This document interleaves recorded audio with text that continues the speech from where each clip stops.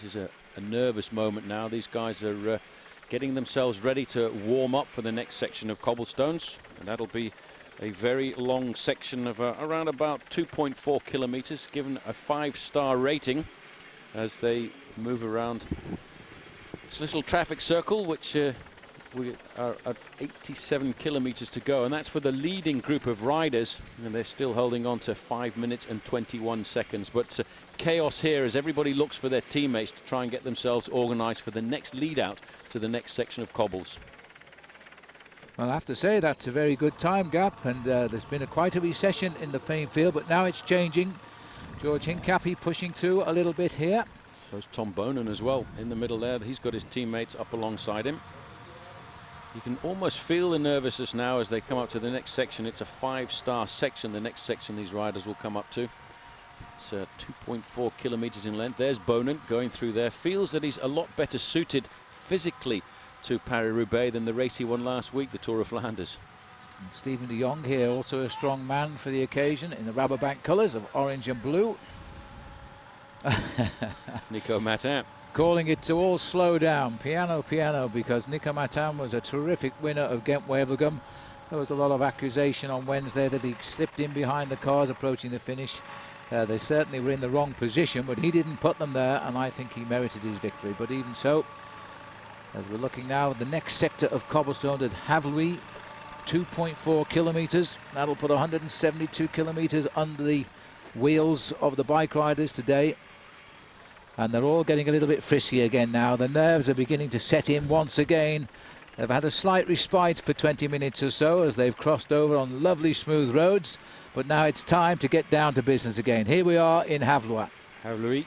Haveluy as they move up, and they're not too far away now from getting into that cobblestone section, and you can see people taking the risks around the left and right hand side of the main field to get their team leaders up to the front end of the peloton. The leading group of 6 riders is on the section of cobblestones at Haveluy. This is Erwin Thijs of MrBookmaker.com, getting himself and his team an awful lot of publicity here this afternoon. But the team who've done actually very well in placing 2 riders in the leading group is Agri-Tubel, the new French team. And they've managed to put 2 riders, Stéphane Bergès and Florent Bras, into this group, and that's good for them because they're one of the smaller teams, a team that was brought in on the wild card. All the top 20 teams in the new World Pro Tour have actually been officially selected. That leaves place for 5 teams to come in through the wild card selection, and Agri-Tubel was one of those teams. Organising themselves here. They're off the cobblestones now, but not too far away from starting that cobblestone section of Haveluy is the front end of the main field, and you could almost feel everybody starting to get just that little bit nervous because there's only about 6 kilometers in between the section of Haveluy and the section of Ornain, which in itself is also a very nasty section.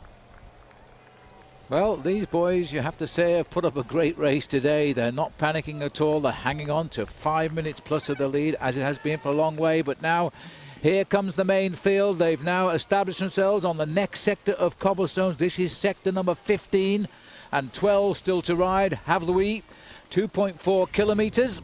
All of the main field here, except the 6 riders at the front. Sébastien Chavanel, who had a saddle problem at the front, has awaited the peloton. He's back in this group. He's changed his bike. But these boys now again being driven on by the T-Mobile riders, and in particular this one man, Marcus Burkhout, who really is turning out to be a strong boy. George Hincapie is in here, as is Roger Hammond, and as of course is Tom Bonin. There's Tom Bonin in 3rd place. Right on his wheel was Servais Knaven. I think Servais Knaven's job there was just to keep as close as possible there to Tom Bonin, because if Bonin has an incident at this point, then his teammate Servais Knaven can pass over the wheel. Well, we can see the stronger teams, especially for this particular event.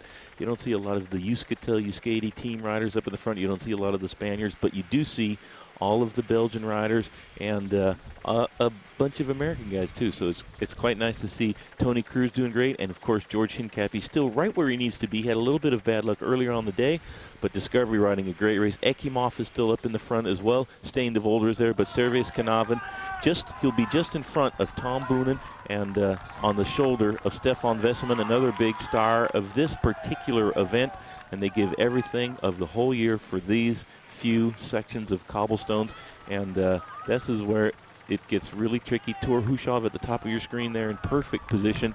The riders from T-Mobile having a great race so far and showing their real strength as a team in Paris-Roubaix. Matty Heyman also riding to the front there for Team Rabobank. He's a rider who, in fact, has ridden pretty well over the last week or so in races like the Tour of Flanders and Ghent-Wevelgem. This is the Arrière de la Course, the back end of the bike race. This is Francisco Ventoso of Sonia Duval.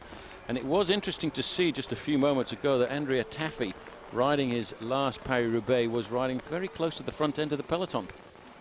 He's got himself back in, fought himself back in, as have a lot of riders here now, as they all believe they can still produce something on Paris-Roubaix at the moment.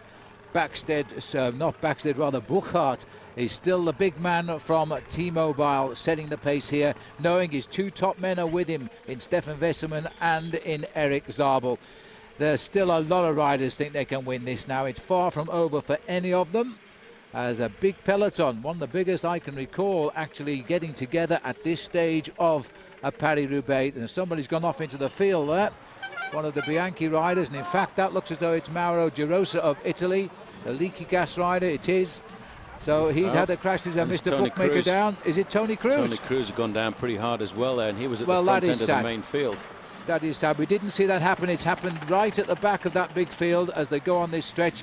Well, Tony Cruz has been riding superbly, Bob. That's a big loss to George. That's a terrible bad luck. That shows you just how tricky this race is. 1 minute you're at the front doing the teamwork for your captain. The next minute you're on the ground, and very tough luck for Tony Cruz. He's going to have to fight hard to get back in the front of the bike race. Getting help from a spectator from the side of the road. It's amazing when a rider has an accident or an incident out on the road like this. The spectators will help absolutely everybody.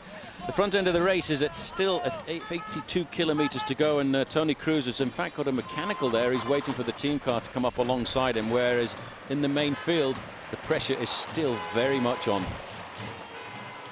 Yes, well, everybody, you fight for yourself here. You're in a big bunch of riders, but you are riding as an individual. It's every man for himself now.